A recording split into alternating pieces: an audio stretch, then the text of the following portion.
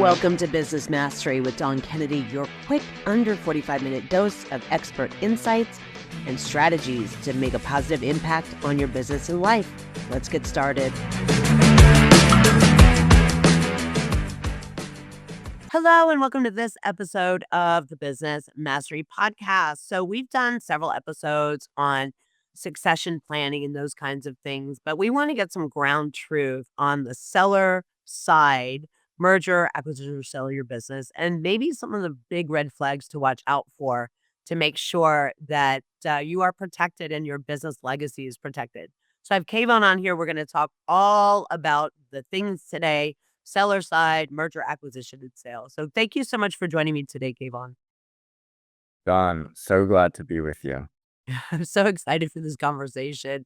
Can you tell everyone who you are and who you serve? Absolutely. So Don, Kevon Saber, I'm a partner and transition architect at Legacy Outcomes. Legacy Outcomes is a sell-side M&A firm really focused on businesses in the 10 to 60 million in enterprise value. That usually means that if they're a traditional company, not a tech company, for example, they're going to be doing about 10 to 60 in revenue, right? If it's a tech company, obviously we go smaller. And if it's a healthcare company, then we can go as small as, say, like 5 million in revenue. Software, we can go down to probably 3 million in revenue if they have large recurring revenue and strong margins.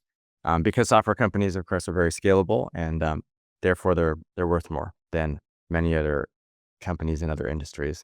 We got into this, Don, because we had sold our own companies. I sold a mobile software company to a public company about 15 years ago, and then about 5 years ago sold a different mobile software company in the healthcare software space to a private equity. And in both cases, there were a lot of lessons. There were things I would do differently. And ultimately, I decided that I need to dedicate the rest of my career to helping business owners exit well, because while I could create another company and potentially sell it, what would be more satisfied is to protect the 94% of business owners that have legacies that ultimately really matter. And I don't want them to have the same regrets that the vast majority of business owners have when they sell.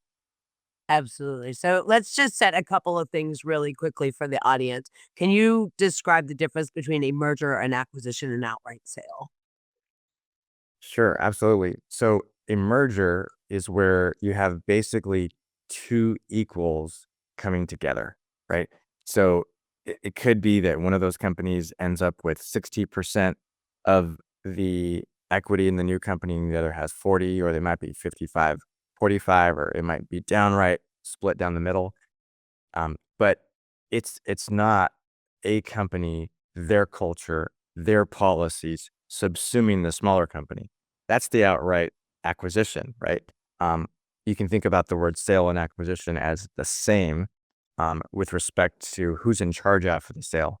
The real difference between a sale and acquisition is a sale typically is a meaningful change of the actual leadership. And so in an acquisition, you typically will have most of the management in place post-acquisition.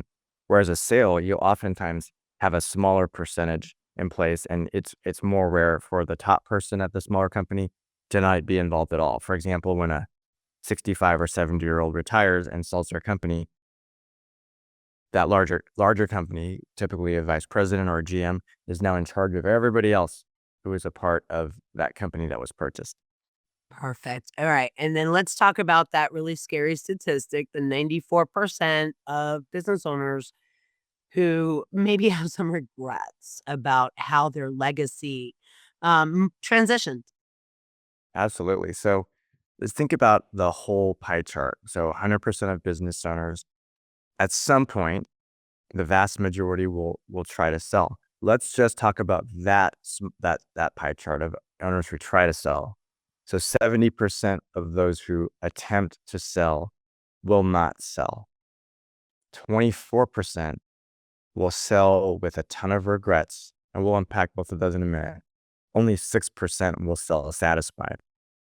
So when you look at those 70% that tried to sell and didn't, of course, the first question is why, right? Right. And there's 100 reasons, but there's a few that rise to the top in terms of their frequency. For example, they actually didn't prepare to sell.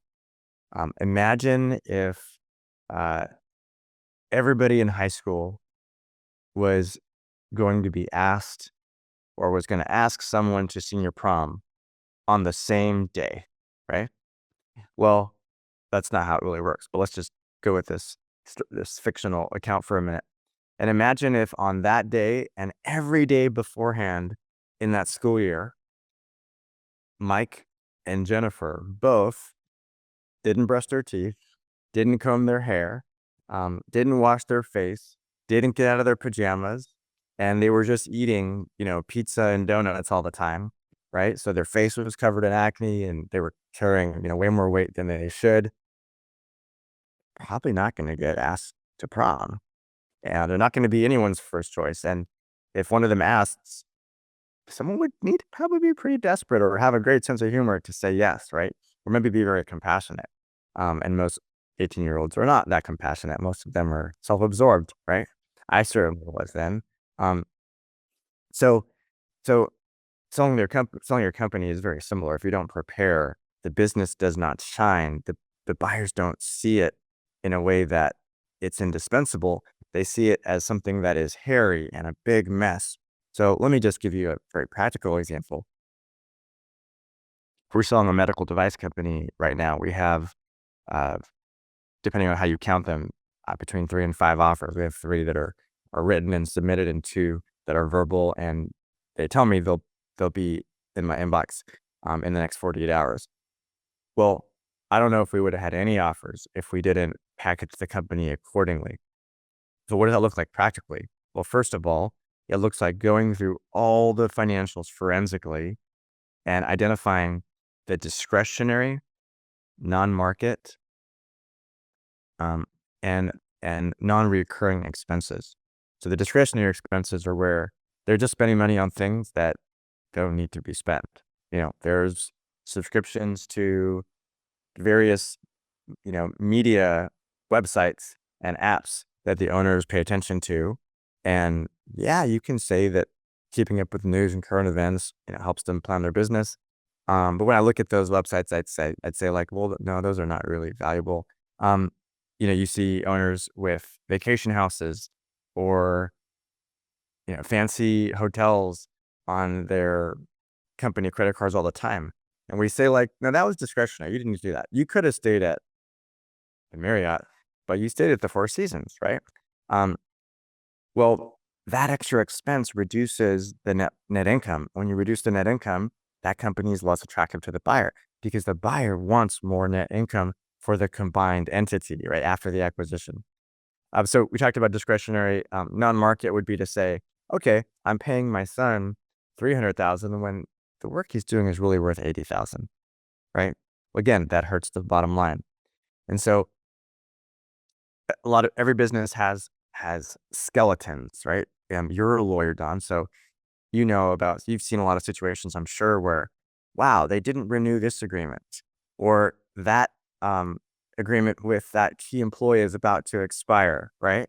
Well, all of those things bring the value down. So by packaging the company, we're actually going and identifying those skeletons and removing them so that when the buyer looks at them and says, wow, you've got a 10-year agreement with that supplier that is a large part of your sales, will have I see way less risk here than if you had a 1-year agreement, especially important if it's an exclusive agreement, right? Or gosh, you've got 3 salespeople who do 60% of the sales. Well, that's risky, but it's a lot less risky if every one of those salespeople have a document that outlines their terms of employment and doesn't allow them to contact any of your customers when they leave, right, and potentially go work somewhere else, right? The non-competes, my sense is those are becoming less and less enforceable in every state in the country, right? Um, and so, it doesn't hurt to put that in the document. Maybe there is a risk there, but I'm more interested in those salespeople not contacting those customers for 5 years, right? Right. Um, and so we'll go ahead and get rid of those risk areas because risk means either you have less buyers who come to the table, or they offer less for the company, or both, right? Their job as buyers is not to overpay, because that's how they, of course, decrease the value of their company.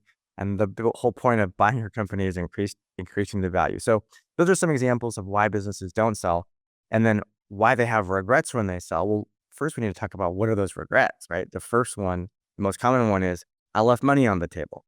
We just Right. talked about some of the ways that sellers do that. Another common regret is, gosh, I really feel guilty about how those employees that I spent 10 or 20 or 30 years with were treated after the sale. Right. I Huge. I have both of those regrets over my sales, right? And so a great sales process is going to evaluate every buyer on those two factors. So, for example, what is on the leaving money on the table? What is that buyer's track record of retrading the deal after the LOI was signed? Right. Well, if there's a skeleton that was discovered because the seller didn't address that before that buyer made the LOI and discovered the skeleton, well, then it's appropriate to adjust the value. That happens all the time. Gosh, so much better to avoid it. But what about a buyer who just routinely changes the terms of the deal after the LOI a few days before that money's going to be wired? I've experienced that. I called each of the companies that that buyer had acquired, and I said, "Did they do this to you right before they wired the money?" And every single seller told me the same thing. Yes, they did. And we caved. And I said, "No, we're not playing that. We're not playing this game." And so I told that buyer, if you insist on changing the terms, then the deal's done. Okay. I'm not going to sell to you. However, not everyone is in that position, and there was a major cost to us doing that. We didn't have another buyer ready to go because we signed an LOI that said we're not going to shop that company. We're not going to be negotiating with any other buyers, and buyers require that. It is the norm to have that exclusivity period, because they don't want to spend tens of thousands of dollars of diligence and hundreds of hours of time only to have you go sell to someone else, right? It's a Right. little bit like a courtship, right? Or an engagement, right? It's an engagement, right? Let's back up for just a second. LOI is letter of intent. So let's just really quickly. So the letter of intent, you enter into what we call the due diligence phase, and that's where you have a signed agreement that says we're engaged. Here's the ring. We're not going to date anybody else. We're not going to see anybody else. And you're going to open the kimono, so to speak, and the books get ripped open, and everybody's job titles, everything get looked at, and everything gets looked at before That's closing the right. deal. So just for the listener in the audience, the LOI is like step one. If you've never seen one, they're the engagement ring, to use your analogy. They're the engagement ring that allows you to move forward and start to rip everything open. There's confidentiality in there and all that other stuff that protects both buyer and seller. But yeah, to your point, when a buyer has a history of doing an engagement and then saying, "Hey, 5 days later, I have this prenup," I guess would be the way to look at it. And you weren't expecting the prenup, and the prenup was not in discussion. It's like, "Hey, wedding's tomorrow." That could be a real challenge. So my next question to you is how much or how little people over or undervalue what we would call business goodwill, the brand and the market standing, and how much you see that playing in? Because I do know that there are some businesses that might price themselves maybe a little too high because they're overestimating the goodwill of the business versus low. So when you have obviously, if your assets, your employees, your market position and things, but goodwill in the business, how do you see that as a variable inside M&A? That ties really well, Don, into why businesses don't sell. Okay. Because in many cases, the seller is overestimating that goodwill. And then, of course, that also plays into why those 24% who do sell have regrets. That's because they really feel like the buyer didn't properly appreciate the goodwill. So how do you avoid this conflict of perceptions or conflict um, of appreciation? That's very natural. Well, the way you do that is by actually doing a formal valuation. That's part of that forensic analysis to identify the skeletons before actually going to market to identify buyers. If you can get that valuation beforehand, and there's no reason why you can't, that is a third party, there's a cost to it. It's important that there's a cost to it because you want someone to spend meaningful time on it, and you don't want someone to just give you a value that is consistent with what you want to hear, because that doesn't actually serve you. That doesn't set you up for success. And so that's step one in avoiding this goodwill kind of misunderstanding or conflict of perception that you're describing. The reality is buyers get to decide if they appreciate the goodwill or not. Beauty is in the eye of the beholder, right?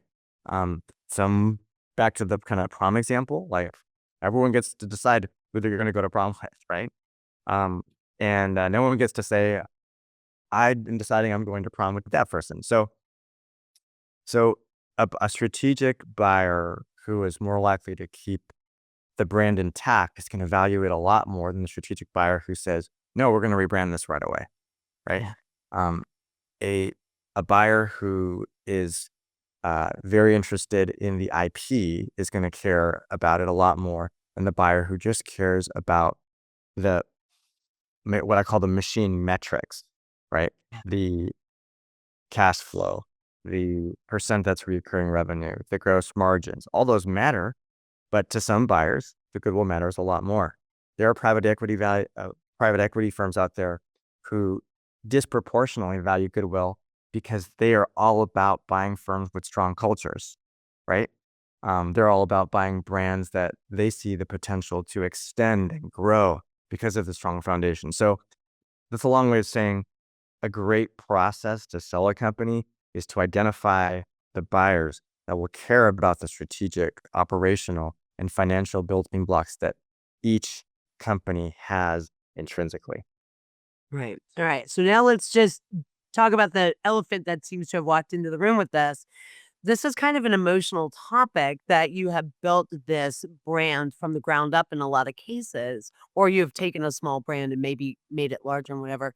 Can we talk a little bit about some of that regret might be because the goodwill is not seen as valuable, or the reasons that somebody might be trying to buy your business? To your point is we just want kind of the products that you built, or we want the relationships with the contractors or the vendors that you have. We're not actually interested in keeping you ABC Banana Corp.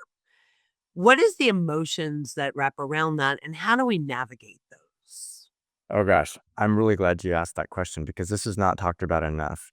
So when we talk about the fact that 70% who try to sell don't sell, or 24% who do sell have regrets, we haven't even begun to scratch the surface on the emotional side of that.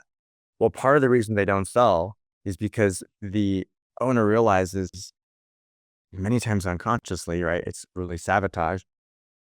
I don't have an identity apart from this company. Mm. What am I going to do? What am I going to get up every day and be excited about? And then conversely, those who sell are oftentimes, they are miserable, right? It's the opposite of selling your boat, where it's the happiest day of your boat ownership, right? Second happiest day, of course, was the day you bought it. Um, for sellers of the business, oftentimes when they sell, they again, they've lost their identity. They are miserable. I saw a stat, and I'm sure there's a bunch of qualifications on it. I haven't gone deep onto the research, but I'll do that in the next few days. It said that 50% of business owners or CEOs, I'm assuming after a certain age, they die within 2 years. Well, why is that? It's not because their metabolic health Right. is different than everybody else, because they were business owners. It's because they lost their will um, to get up every day, wash their face, tie their shoes, and have a mission, right? And so, yeah, so loss of purpose or identity is a big one. Of course, the emotions are very different. If there actually is a health issue or a death that precipitates a faster sale than otherwise would be ideal, for all of the other loved ones involved and owners involved and Right. the management team. Um, Another common kind of emotional component is a fear of being taken advantage of, and therefore a paralysis that doesn't actually let people really get to know each other and determine that win-win. That's justified if you're dealing with some buyers, and that's why it's so important to know the buyers' reputations before you're at the negotiating table. So, for example, we don't sign an LOI before either already having history on the buyer or doing our diligence on that buyer, so that when our sellers are making their decision, they're looking at all the different financial pieces, the purchase price, the amount of earnest money the buyer's bringing. What's the breakup fee, which is a sign of conviction, right? Yeah. They're looking at how much is seller financing, how much is coming from a loan, is there an earnout, and what are the conditions? So we put all those on a spreadsheet, comparing all the offers, but then we have columns that are dedicated to the reputation of that buyer and the probability they're going to close, and we have columns dedicated to specific attributes of how are they going to treat your employees, right? Um, and that helps the seller take a deep breath and say, all right, I actually have all the different pieces in my mind. And if that seller has great people around them, it could be their spouse, it could be their transaction or transition advisor, it could be their pastor, it could be a business partner. Ideally, it's multiple people. They're actually talking to the seller about their emotions. So their emotions don't hijack the conscious brain, right? The emotions are like the elephant. The rider is the intellectual brain on top of the elephant. If the elephant wants to go somewhere, the rider's going there too, right? Right. The rider actually is not in control of the elephant. Um, and so it needs to be a collaborative process. What I tell sellers all the time is you need to have your emotions so your emotions don't have you. Right. Right. All right. So let's talk about the financing. We were talking about this before we started recording, and the fact that, excuse me, because sometimes we have to make a quicker sale or something maybe happen and people feel a little more pressure to take an offer that maybe isn't great. And there are, unfortunately, buyers out there in the market that do look for, I guess, what you call distressed companies. So they're looking to take those companies either to strip assets or to do something else with them. No judgment. Everything is negotiable till it isn't. But let's talk a little bit about what we were talking about, the red flags of financing and where emotion, either holding on too long or being in too much of a hurry, could actually hurt you as the seller. Yeah, gosh, I don't usually talk about dating and marriage so much, but it's just like rushing into the wrong marriage because you're afraid of not having the fertility to have kids, right? Or you're afraid of being alone. Gosh, that is a recipe for a terrible life, right? Nothing will affect your happiness more than who you marry. Um, so the same is true for selling a business. Being in a rush is a recipe for disaster. Um, and doing obviously the hard work, doing that preparation, doing the research, having great people around you is a recipe for success. There's an ancient Jewish proverb that says, "By a multitude of through a multitude of counselors there is safety," right? Um, and so one place that sellers oftentimes make mistakes and end up with regrets is because they didn't really understand the financing, or they were told the financing actually is customary when it's not. Now, why does a seller get told that? Well, because in many cases, their sell side advisor is also getting paid by the buyer. They're getting commissions from the buyer. They're on a retainer from the buyer. They're getting a success fee for lining up financing for the buyer, right? Okay. There's That no, sounds a little conflicty, but it also probably no, appears in real estate, right? So, it does. It's not a little conflict, Don. It is an outrageous, egregious conflict because that broker, that M&A firm, that investment bank has no allegiance to the seller in that case. Why? Because the buyer is the repeat customer. If you can make $1 million from one buyer over the next few years, why would you have your allegiance to the seller who's going to sell one time in their life? Right. And so Yeah. there's no hard data on this because investment banks and M&A firms and brokers don't report on it. But insiders in the industry know that upwards of 90%, maybe as high as 97% of brokers, M&A firms, and investment banks represent buyers and sellers, and that sets them up for that allegiance. Allegiance is a better, I think, way to say it than conflict, because conflict sort of implies it's a dual allegiance or a dual commitment. No, there's no such thing. If the buyer is the repeat customer, it's an allegiance to the buyer. And so, yeah, it's a mess. I don't even know how it's legal, but sellers beware. You need to hire someone who is exclusively and totally committed to you, which means they have no conflicts, which means they don't get a dollar from the buyers. Right. Now, I think that I answered part of your question. Can you tell me what part I didn't answer? Well, Jess, we were talking before we started recording about things like seller side financing, or like you're saying, things that are considered customary or something you see on, YouTube or Facebook. And it's so simple. You can sell your business and we can, work out a deal for financing.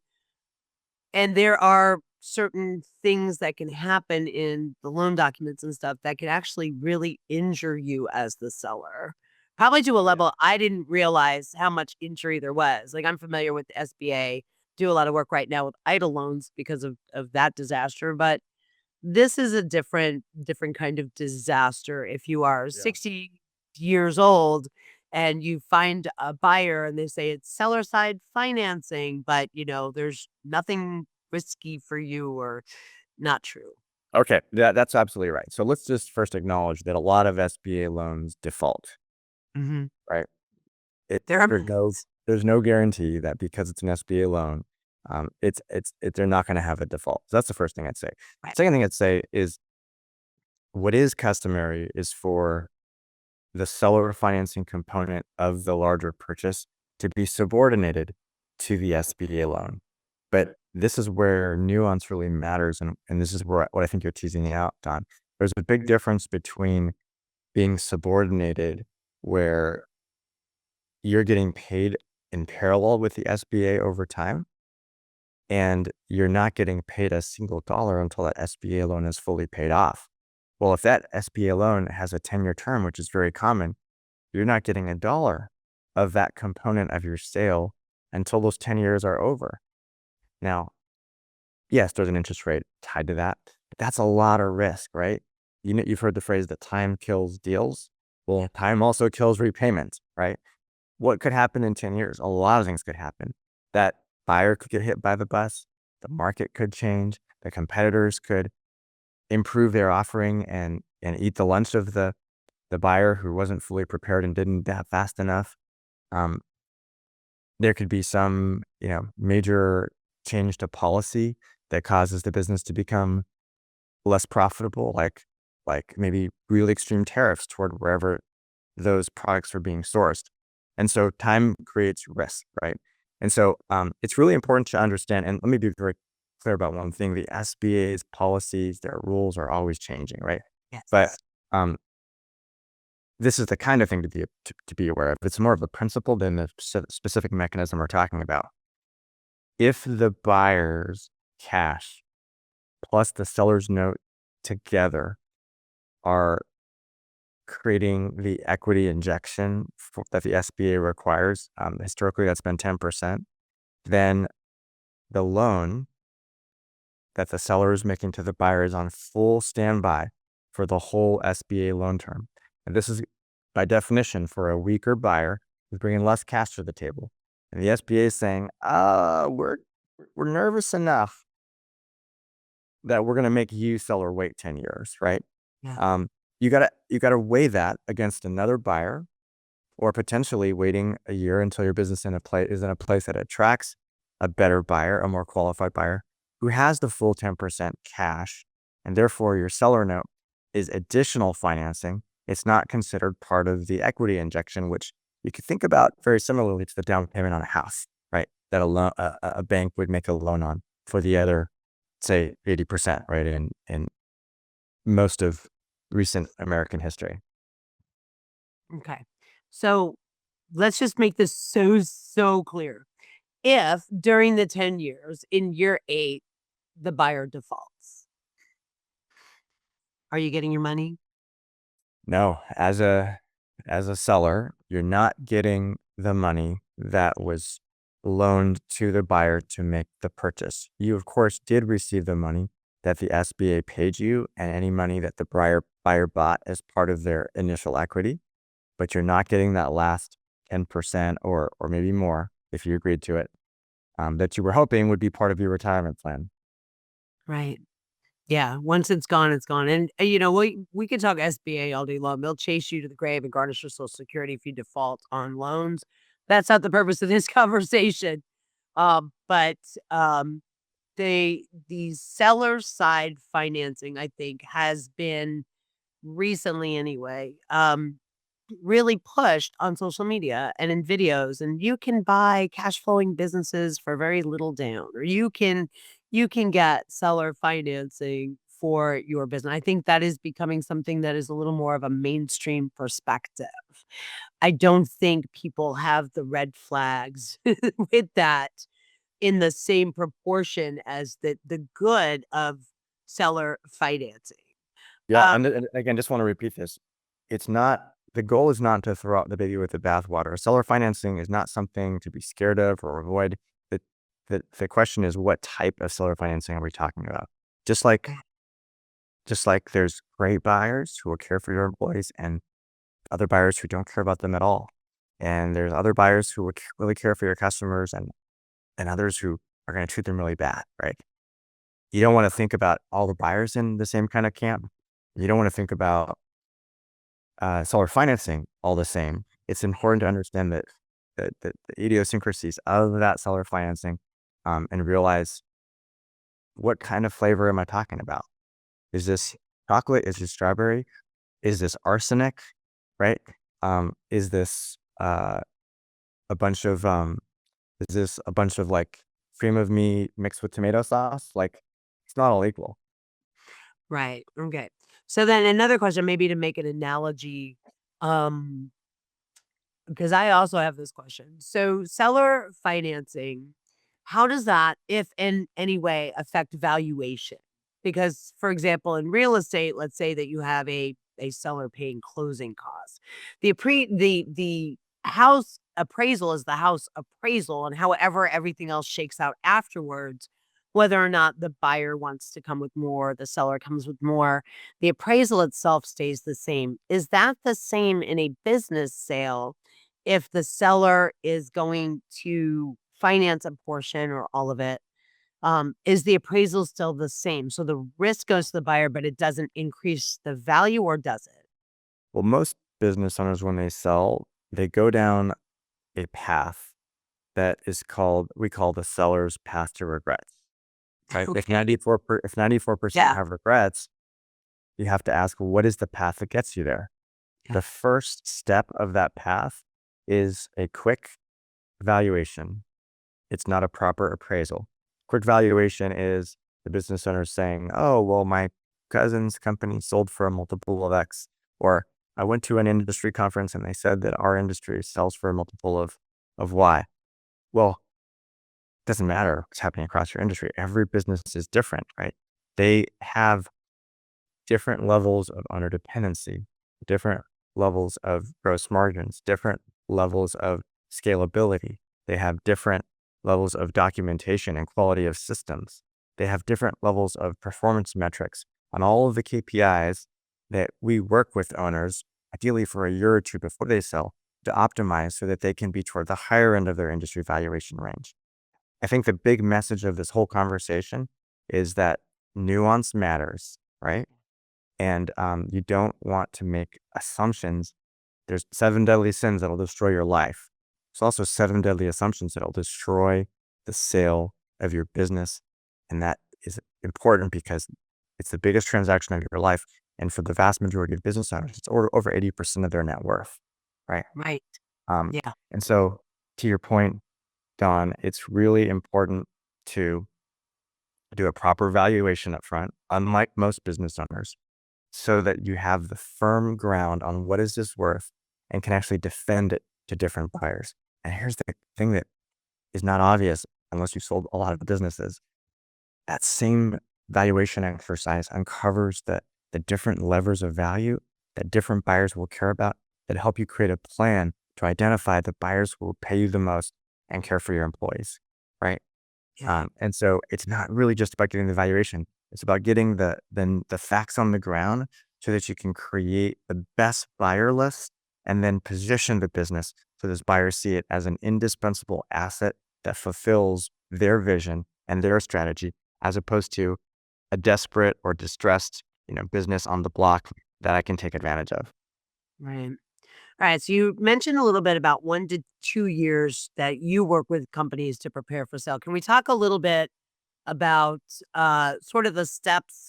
We talked about the LOI and stuff, but you're saying 1 to 2 years. And I'm sure there are people listening. They're like 2 years to prepare to sell. That 2 years with a broker, right? What is the typical phases that you go through besides um you were saying the going through the skeletons in the closet, getting a good appraisal. Why does it take so long? 'Cause I know somebody's asking, they're like, 2 years to prep for sale? 2 years before we say we're gonna sell? Why Well, 2 or 1 yeah, to 2 it's really important to distinguish between the outfitting phase and the formal preparation phase. Okay. Right? The outfitting phase is a much lighter touch preparation. That could be quarterly meetings with a transition architect that is really about just checking in on where the company is on the most important value levers and giving them guidance on next steps. So that to me, you don't have to call it preparing. You can call it business consulting. You can call it making your business more fun while you're still operating it. You can call it operational improvements. Um, you just need to make sure you have somebody around you who knows what buyers care about, that you're optimizing the right things, right? Um, so yeah, think about that as a quarterly check-in. Well, the actual formal preparation, right? That's when you're at the base camp and you're about to take Everest. That's going to be a lot more time consuming, right? That's where you're doing the forensic analysis. And let's go deeper on that. So at that base camp, there's really 4 parts of the foundation you're laying. The first is to clarify goals. Everything from how you build the forecast, to what buyers you contact, to how you position the company, to how your M&A partner, your advisor is communicating with buyers as they're making their offers is dependent on what your goals are. So if we were in person, Don, I would take out our deck of cards. It's 15 different objectives. And you can find these on our website. We have a section called the Owner's Edge. And under the Owner's Edge, we have field notes, things that we wish we knew before we sold. One of them is about those different objectives. So an owner can look at those objectives and say, okay, these 2 matter most to me. These 2 matter next. There's a few nice to haves, and I don't care about these other ones, right? Um, if it's a husband-wife team or really a strong marriage, we'll put the husband and wife in different rooms. We'll have them both do that exercise. Then we'll bring them together and we'll reconcile. Why did you pick this? Why did you pick that? Because their alignment is an opportunity not only for a better outcome, but for a better marriage, right? Yeah, And oh, on the yeah. other side of that sale, they're going to be spending a lot more time together. And so what we really want is greater family cohesion, not, oh gosh, who's this person I'm having breakfast with? I haven't really talked to them about anything important in a long time, right? So clarifying goals is step 1 of the Basecamp Foundation. We already talked about the forensic analysis and the foolproof valuation, so I won't go into more detail on that now. The last part of the Basecamp is getting the right people on the bus. There are different roles that the core team and the extended team need to play. The core team, of course, is the transition architect. It's the positioning and messaging specialist who is going to craft the unique messages to the different buyers so that they get really excited and animated, right? And have the language to talk about their coworker with their coworkers and their lenders and their board and their investors. There's a value analyst who's doing this as a controller level financial person, often has a CPA background, who's going through every single line item of the P&L and the balance sheet and saying, okay, that's discretionary, that's non-recurring, and so on and so forth. If this is an extended team, there's a wealth manager, there's an M&A attorney, there's a tax specialist, and you want that attorney and tax specialist to be M&A experts. Oh, You yeah. don't want a heart surgeon doing your brain surgery. That's not going to go well, right? In the same way, you don't want your general accountant that helps you file your taxes every year working on your M&A tax strategy. And you certainly, again, want to have an M&A attorney who has the specialization in what you're doing. Now, let's be clear. If it's a business with 1 million in revenue, your generalist attorney who does M&A work routinely is going to work for you. That's going to be the best thing for your budget. But if it's a $30 million business, Right. you want that M&A veteran who, is proficient on all of the legal pieces that are going to come up. Because you know what? The buyer's going to have an M&A attorney or an M&A attorney team, and you need people who are going to go head to head with them. You would never bring a peewee football team on the field against the Kansas City Chiefs, right? Or the Bears or the 49ers, because people would get hurt, right? Yep. And you would never bring a single professional running back or cornerback on the field against a fully staffed defensive NFL team or offensive NFL team, right? No one would even want to watch it. Yeah. It wouldn't even be close, right?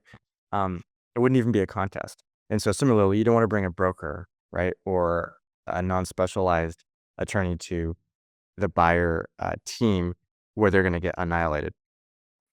Okay, so we talked about the Basecamp Foundation. That's part one of preparation.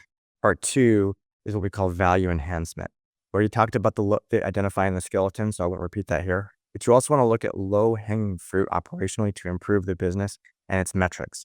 There, you also want to look at internal and external timing factors. How is the health of the most important people? What's going on with interest rates? What's happening in the industry with respect to M&A?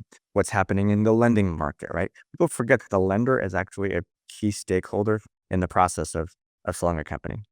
And the last part of preparation is market positioning, where we talked about recasting the expenses to boost the buyer's EBITDA definition. But here we're also saying, all right, there are some either headwinds or tailwinds that are happening in the market. What strategies are we going to take idiosyncratically, did I just make up a word? Or uniquely I think it's a word. for this situation to either neutralize the headwinds or take advantage of the tailwinds. You've got lots of options there. We need to find the best one for this business that is defensible, that feels authentic to the seller, and that they and their team are actually capable of pulling off. And getting that early buy-in, it sounds like, nobody wants to hear the horror story of somebody who walks in on a Friday and says, "Hey, Monday, we're gonna change T-shirts." Um, so, That's really what I uh, said. I don't know how else to say it. So yeah, the team buy-in is incredibly important too. Do you have any recommendations for how you also start to let the business know that you're seeking a buyer so that everyone can kind of feel involved? And here's the other thing, if people do fear being acquired or they do fear working for another company, gives them a little bit of time so that if they do want to transition, they can, and you can get the right person in that seat to actually move forward. Yeah, that's a big part of the outfitting phase before the preparation phase is looking through the org chart and saying, who is a buyer going to find really attractive and it's going to make the business more valuable and that person will be a great asset to that team, and who is going to be seen as the liability that the buyer is going to want to fire or or it's going to make the business less valuable, right? Okay. One really helpful question for sellers to ask, owners to ask, is with Jennifer or Michael or Michelle or Tom, if I knew about them, what I know today, would I rehire them? It's Okay. an honest question. You don't rush the answer. You kind of sit with it by yourself, maybe with a journal. Why would I? Why wouldn't I? If the answer is I wouldn't, well, then you need to create a transition plan. You need to find someone while you're operating it and for the buyer's sake who is going to be a great long-term fit. Now, it's really important not to talk about selling prematurely with too many people because that can create fear and uncertainty, and you can have a stampede out of the business. It just Right. brought the value down dramatically, right? Um, and so you kind of need to ask yourself, who really needs to know for a handful of reasons? Maybe it's how much they've done for that business over the years, and you feel a different level of reciprocity toward them. Maybe it's, well, they're going to be involved in preparing the company to sell, right? Maybe it's they're so important to the value of that business that you actually want to create a retention plan that lasts not only to the sale, but through the sale and beyond. That actually makes the business more valuable to the buyer because they say, oh, well, the risk of losing Michelle or the risk of losing Ricky is really low because they have that retention plan. And a retention plan includes dollars, right? Oh, yeah. Or it can improve equity or phantom equity. There's various ways to do that. But yeah, it's really important to tell the right people, but not tell too many people. The worst thing that happens, one of the worst things that happens in a sale, Don, is that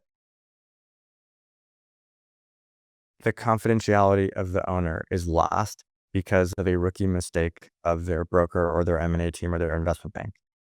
If they are not screening buyers to make sure they're not the competition, or they're not friends with the competition, or they're putting images of the company that have geotags, which is often the case when you take a picture with a modern phone, then it leaks out in the market. And then all of a sudden the rumor mill starts. And then all of a sudden, not only do you have that fear and uncertainty, but you have competitors calling your employees saying, you don't know who the buyer's going to be. You should come over here where the grass is greener. Or you have the competition calling your customers and saying, gosh, you don't know who's going to be running that company. It's safer over here. Bring your business to us, right? You have vendors that could be selling your product. They could be providing services. They could be your landlord. They'll start tightening the screws on you. They might change the terms of payment because they know they have you by the throat because buyers don't want to see a lot of change, right? Right. Right around the time that they're looking at your company. So yeah, it's confidentiality is important. You do want to tell a minority. You want to tell everyone on your terms, not because the information got leaked because you didn't hire a collaborator, an M&A advisor that has an airtight confidentiality protection process. Right. Okay. And so I'll just give you an example. With this company I mentioned earlier, the medical device distributor, uh, we had, I don't know the number off the top of my head, but hundreds and hundreds of buyers requesting access to the confidential information memorandum. For every single one, they sign an NDA that says they're not competition, they're not affiliated with the competition, they're going to hold the information confidential, and so on and so forth. And then we manually review their LinkedIn profile, review the company, we review their industry, and we're saying, how strong is this fact pattern, right? How likely is it that they're being honest with us? It's one thing to be able to enforce an NDA in court. It's another thing to get the wrong information in the wrong hands in the first place. And frankly, most folks in my industry, I hate to say this, they're interested in volume. They're interested in collecting retainers. They're interested in quick sales. They're not interested in doing the extra work, but that extra work is what makes the difference between 94% of business owners having regrets and 6% who are really satisfied. Right. And just as an aside, as an attorney, To get your day in court, at least where I practice, can sometimes take 18 months to 2 years. So you have an NDA, but that information, you can't unring the bell, and you may not be able to actually be able to even present your case for quite a while. So, to your point, that is a critical piece of this that, I cannot understate, that we have that. So where can people find you? Where can they find your company? How can they look at the checklist? And if anybody is looking to sell in the future, how can they get on your calendar?